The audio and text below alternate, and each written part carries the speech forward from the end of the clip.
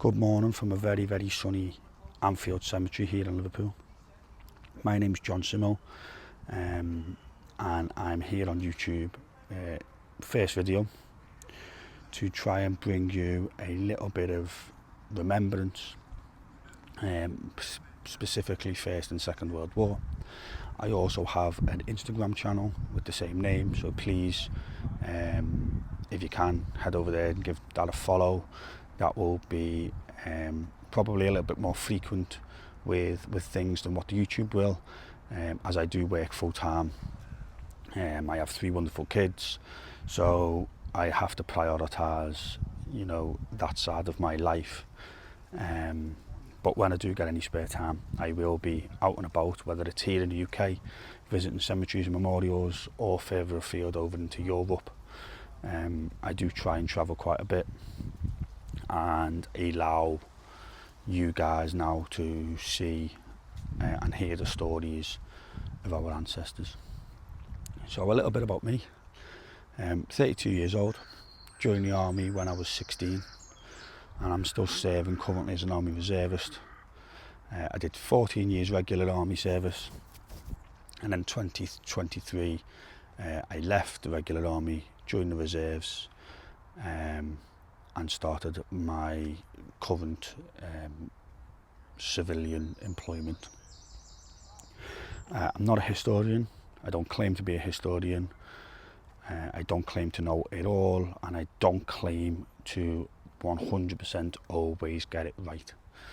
What I do claim to do is be very passionate about military history and to care deeply about it, which means I enjoy researching, I enjoy viewing the sites, and I enjoy sharing that journey and that information with anybody really who's got an interest, regardless how big or how small.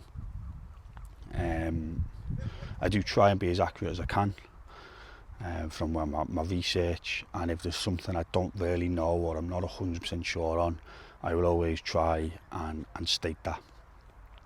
Because the last thing I would like to do is to essentially give you guys misinformation. So here we are in Anfield Cemetery. Here there is just over 1,000 commemorations of soldiers from the First and Second World War, 1,006 I believe it is, to be precise. And we're going to have a little chat about the graves here, the memorial here, and something that I wasn't aware of until I arrived here today actually, about some other foreign nationals. So here goes. So here we are at the Stone of Remembrance. Their name liveth forevermore. So the reason why there's a Stone of Remembrance here is because, as I stated just before, there's over 1,000 soldiers commemorated here. Once there's over 1,000 soldiers commemorated, these sites are presented or built this Stone of Remembrance. Just going to walk over to some of the other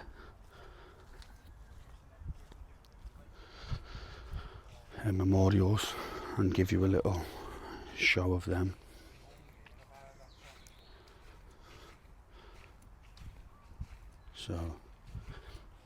So a bit of information I wasn't quite aware of at the time is this, what it says here. Those commemorated on the adjoining panel died in the service of their country and lay buried in St James's Cemetery in Liverpool. So they're not actually buried here at Anfield Cemetery, but they are commemorated here. And these are all their names.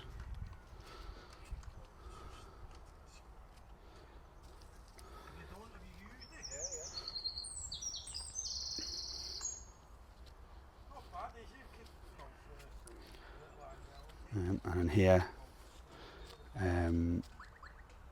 it's soldiers commemorating this panel lay buried in St Mary's Churchyard in Bootle.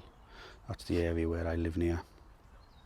And the reason why they're here, are commemorated either on this panel here or this panel over here, is essentially because their graves were unable to continue to be maintained. I'm not entirely sure why that is. I will try my best to find out, and if I do find out, I will leave a little note on the screen to explain that. So yeah, I wasn't aware of that when I come here today, but we learned something.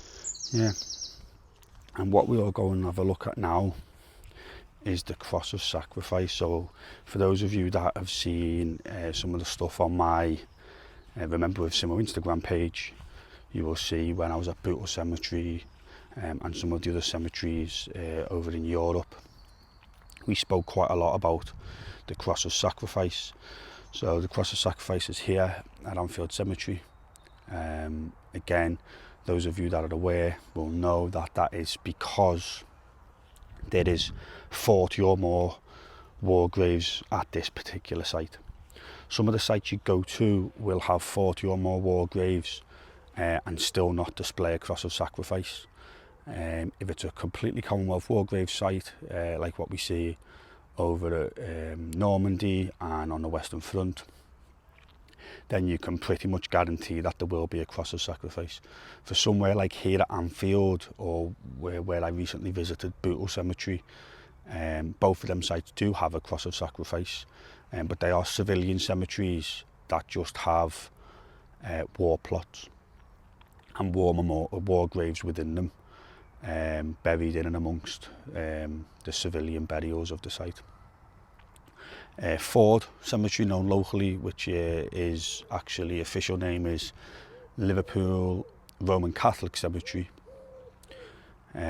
although is eligible to have a cross of sacrifice due to the number of gravestones that it has, it doesn't have one, and that is normally to do with the owners of the land, the cemetery owners, for example, who decide that they either don't want one to be there or they haven't got the space to facilitate it. Okay, but here at Anfield, there it is, the cross of sacrifice, with the sword, and they're very similar in all the sites that you go to. There is a couple of exceptions where they're slightly different heights and things, but the vast majority of them are completely identical. So as we walk over to this area, this is a 1939-1945 memorial in front that we're just going to go and have a little quick look at. Also known as the Second World War. Okay, so for those that are not aware, the Great War, known as the First World War, 1914 to 1918, 1939 to 1945 war, known as the Second World War. Yeah, not everybody knows that that's their official names. Calling it the First World War, Second World War is absolutely fine, but just a little bit of knowledge. So here are recorded the names of the 108 members of His Majesty's forces who died in the service of their country and lay buried in this cemetery. Okay, so as I was explaining to you before, there's a lot of graves here, but unlike a normal Commonwealth War grave cemetery, a lot of the civilian cemeteries are actually, the headstones are just scattered amongst all the civilian headstones. Okay, so they're not necessarily in one plot altogether. You do go to some cemeteries where they do have plots, but a lot of them don't, and they are just scattered amongst all the other graves. Okay, so that's really a nice gesture in my opinion, where you can actually come here and just commemorate in one little place. This area here is really beautiful. As I say, cross of sacrifice behind there, the two war plots, and then you can just see in the background there the stone of remembrance. So yeah, that's just a little bit about here at Anfield Cemetery. Very short video, just while I was popping along. One of the things that I didn't realise and didn't know when I come here today, as I say, it's about a 15-minute drive from where I actually live, and I come to Anfield very, very regularly as a big Liverpool fan. The stadium's only a couple of minutes walk from here, and I didn't know that there's actually a lot of foreign soldiers buried here, a lot of Dutch war graves here, and a couple of other nationalities as well. And the only reason I knew that was because when I entered the cemetery, for those of you that don't know, when there's a Commonwealth War grave at a site, there will always be a little green sign on the entrance gate which will state Commonwealth War graves, and with their website at the bottom. And here, that sign is obviously in place, and in fact it's in place on all of the entrance gates because this is such a huge cemetery. You can access it from many different places, and yeah, but when I was looking for that sign and noticed that sign, I also noticed the sign of the Dutch War Memorials, which obviously is the same thing, but for those who served for the Dutch during the war. Just while I'm here, when I was saying to you about there's a few different headstones scattered, and all the headstones in fact are scattered amongst civilian war graves. Just pretty much right next to where I'm standing there's a few, so I will show you them now. So here's one here. So unfortunately there's been a little bit of damage to this civilian headstone, which lays next to Private H. Barker of the Royal Army Service Corps, and he died 19th of March 1921. So I don't actually know much or anything at all about Private Barker, to be honest, but looking at the dates, I would imagine he was injured during the First World War, come back to England, and a few years later he unfortunately succumbed to his injuries. What I do know is that the law at the time basically stated that you were buried where you died. So if you served, here's another one. So if you served with, for example, this soldier, Sapper Thomas, he died in November 1919 again, so after the end of the war. So if he served, for example, on the Western Front, he will have come home with his injuries and died here in the UK. The same here for Lance Corporal Hill of the Loyal North Lancashire Regiment, who died in 1916. So yeah, the reason why is because they basically decided at the time that they couldn't repatriate all of our men and women back home to the UK, or to where they lived within the Commonwealth. So if you were killed overseas, you were buried overseas, hence why we've got huge cemeteries across Europe, the likes of Tynecott in Belgium, Bayeux in Normandy. And this is interesting, isn't it? And quite sad, really. Also, John, brother of the above, killed in action in France, 19th of September 17, my boys. So obviously that inscription will have been, I could imagine, from his mother or his father, or their father in fact. And what you can see here, and it's quite common in these cemeteries, more common than you think, really, where it's a civilian cemetery. So obviously you've got your war graves headstone, and then you've got a civilian headstone. So what I would imagine is the case here is you've got fathers, grandfathers, etc.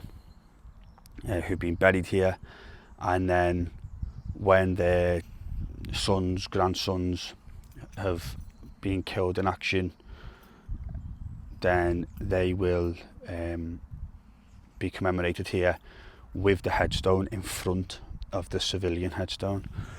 So let me see if I can make out what it says. Also, Lance Corporal Edward Hill, that's obviously whose grave's at the front, died in Verzacli Hospital from wounds received in action. Sorry, I'm just going to try and age 19. And it does say something else as well, so just bear with me. Also, Lance Corporal John Hill, killed in action in France on the 21st of September 1917, aged 23 years. And then there's a few other names of family members that are not military connected. So yeah, so that's quite a common thing, and it's quite nice, really, to see. So I assume there'll be quite a lot of you who are looking at the site and going, oh, it's a little bit untidy, it's a little bit this. A couple of headstones that have fell over, quite a lot of headstones that have fell over if I just spin the camera there. But of course, they're all private headstones. They're nothing to do with the Commonwealth War Graves Commission or the Imperial War Graves Commission as it was when it was first founded. Unfortunately, the reason for that is if you go on the Commonwealth War Graves website, this is explained to you, and it's essentially this site is maintained by Liverpool City Council or their contractors. It's not actually maintained by the Commonwealth War Graves Commission. However, there is volunteers who work for the Commonwealth War Graves Commission who come to these sites and essentially look at the headstones. For example, this one here, unfortunately there's a bit of weed there that we can't see, so this one here is J. Francis, Private Francis, killed on the 5th of February, or 6th of February, sorry, 1919, aged 19 years. So yeah, they will come, and if them heads, so the Commonwealth War Graves have them teams of volunteers. I believe it's called Eyes on Hands On, where they allocated a number of sites within like the area I assume they live near, and they go round and have a look, and if they see a headstone that's essentially damaged, so for example this one here of Private Francis has got a chip on it, little bit of damage there, they will then basically book the job in for the Commonwealth War Graves team to either repair the headstone, replace the headstone, etc, etc. So yeah, that's how it works. So yeah, so the ground here will be maintained by other members.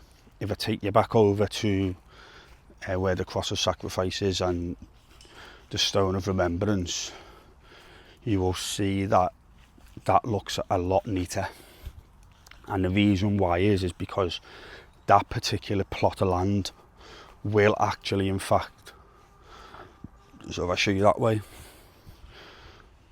and then this way as well, this element of land will actually be the responsibility of the Commonwealth War Graves Commission. Just going to sit here in the shade to finish the video. So yeah, I'm sat at the Cross of Sacrifice. Really lovely place, lovely weather today, and such a sombre environment, which I know a lot of cemeteries are, and I actually really like that. We too often forget the sacrifice of the men and women.